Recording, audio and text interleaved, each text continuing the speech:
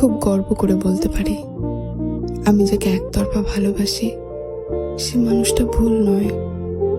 সে যদি চাইতো আমার অনুভূতিগুলো নিয়ে খেলতে পারত, আমাকে মিথ্যে আশা ও স্বপ্নে ভাসাতে পারত। আমি যে তার প্রতি ভীষণ দুর্বল সেটা সুযোগ নিতে পারত, কিন্তু না, সে এসবের কিছুই করেনি। বরং আমাকে বুঝিয়েছে, ইগনোর করেছে, দিনের পর দিন কথা বন্ধ রেখেছে। তার এত বোঝানোর পরেও কেন জানি আমি তাকে ভালোবাসা বন্ধ করতে পারিনি।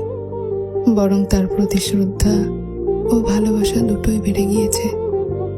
পুরুষ মানেই বেঈমান, মন নিয়ে খেলা করে, এই ধারণাটা যে ভুল তা আমি ওনাকে দেখেই বুঝতে পেরেছি। তিনি বাস্তবে অন্য কারোর, তাই তার মনে আমার জায়গা হয়নি। কিন্তু কোথাও অলিখিতভাবে তিনি শুধুই আমার।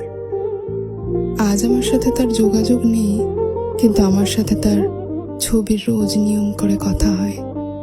তিনি না থেকেও যেন আমার সাথে সারাক্ষণ আছেন।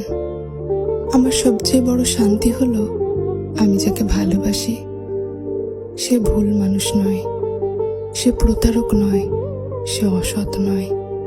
যে তাকে পেয়েছে সে নিঃসন্দেহে ভাগ্যবতী।